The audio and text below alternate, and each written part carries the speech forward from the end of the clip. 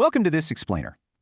Have you ever actually stopped and wondered why certain products just suddenly flood the market while others are practically impossible to find? Well, it all comes down to supply analysis. Today, we're going to unpack the hidden, everyday mechanics of market supply. We're looking at the invisible gears that drive producer behavior and dictate exactly what makes it to store shelves. To get there, here's our game plan. We'll quickly cover output, stock, and supply. Jump into the law of supply. Look at determinants of supply. Explore exceptions to the rule, and wrap up with variations and changes. All right, let's dive right into Section 1, Output, Stock, and Supply.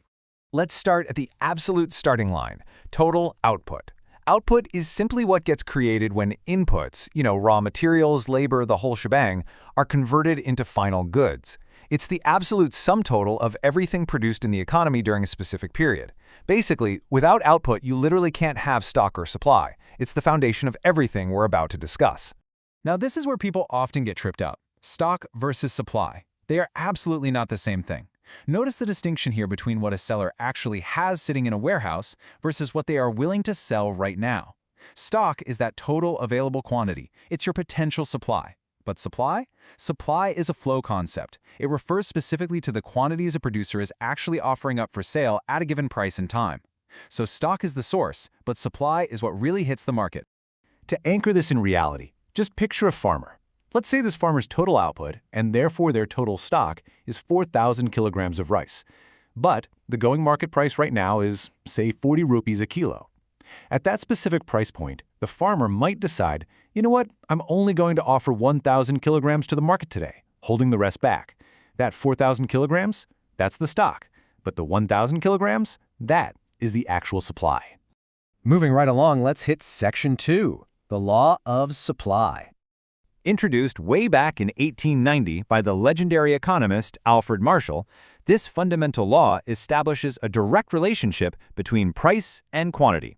It's wonderfully simple, really. If you're a seller and the price of your good goes up, well, you're going to want to sell more of it, right? You want to maximize your profit. And if the price drops, your willingness to sell drops right along with it. But notice that crucial little phrase at the start, other things being constant. That assumption is absolutely key. Look at how this plays out in an individual supply schedule. The functional relationship between price and quantity supplied is linear and direct. When the price is at its absolute lowest, just 10 rupees, the seller is only parting with 100 kilos. But watch what happens as the price steadily climbs. The seller is heavily incentivized to bring more to the market. When the price jumps all the way up to 50 rupees, boom, their willingness to supply leaps to 500 kilos. And when you plot those exact numbers onto a graph, you get this upward sloping curve. That positive slope is visual proof of Marshall's law. Higher prices incentivize greater supply. As the price climbs on the vertical axis, the quantity naturally pushes to the right on the horizontal axis. It's basically a giant thermometer for market excitement. Okay, on to Section 3, Determinants of Supply. Because, let's be real, the real world is messy. What actually shifts market supply when the price of the product isn't the only factor at play? Remember how Alfred Marshall's rule assumed other things being constant? Well, out in the real world, costs change. Weather shifts, governments step in. All of these external things dictate whether a producer can realistically get their product to market, completely independent of the price tag on the shelf. Look at this list of determinants. Any one of these can heavily encourage or drastically discourage production. A brilliant new tech upgrade, that slashes production costs and instantly increases supply. A devastating monsoon that ruins a harvest, completely gutting supply no matter how high the market price goes. Government taxes directly increase production costs, and even just the expectation of future prices matters. If a seller thinks prices will skyrocket next month, you better believe they're going to withhold their stock today, heavily reducing current supply. Which brings us to my favorite part. Section 4, Exceptions to the rule. Does a higher price literally always mean a producer will supply more? You'd think the answer is a resounding yes, right? More money, more incentive. But human behavior and the forces of nature can be wonderfully counterintuitive. Sometimes, a higher price actually leads to less supply, or sellers just dump their products for pennies on the dollar. Let's look at why. This is a wild concept, the backward-bending supply curve of labor. Think about your own labor as a supply. Normally, as hourly wages rise, you naturally supply more hours, working overtime to cash in.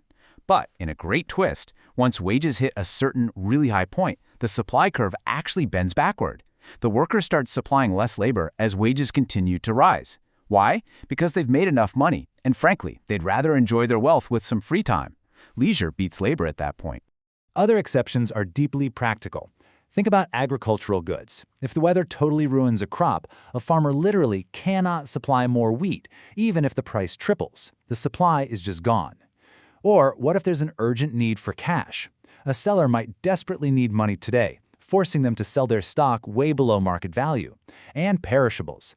Think of a market vendor selling eggs or vegetables. At dusk, they're going to slash prices, practically giving things away just to get rid of the inventory before it spoils and becomes a total loss. Finally, let's wrap things up with Section 5, Variations and Changes.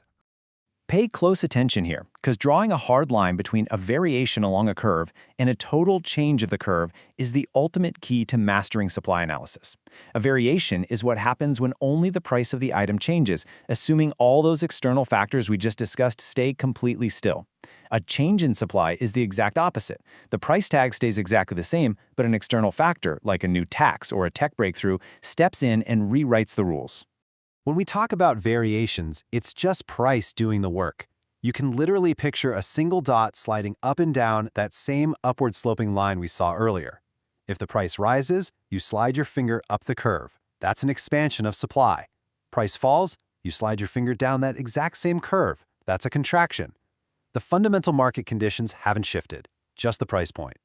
But a change, that means the entire landscape just altered. If a fantastic new piece of technology makes production incredibly cheap, producers are going to supply way more, even if the selling price stays exactly the same. This forces the entire line to step to the right, creating a brand new supply curve. That is an increase in supply. Conversely, if there's a huge worker strike or raw materials suddenly become crazy expensive, the entire curve shifts completely to the left. That's a decrease in supply. So, based on what you've learned today, how might a sudden change in weather, or maybe a new piece of technology, be shifting the supply curve of your favorite product right now? Think about those hidden forces shaping your daily purchases. Next time you see something out of stock, or suddenly cheaper than ever, you'll know exactly which economic levers are being pulled behind the scenes. Is it just a variation in price, or did a massive external determinant just shift the entire supply curve? Keep questioning the world around you, and thanks for joining me for this explainer.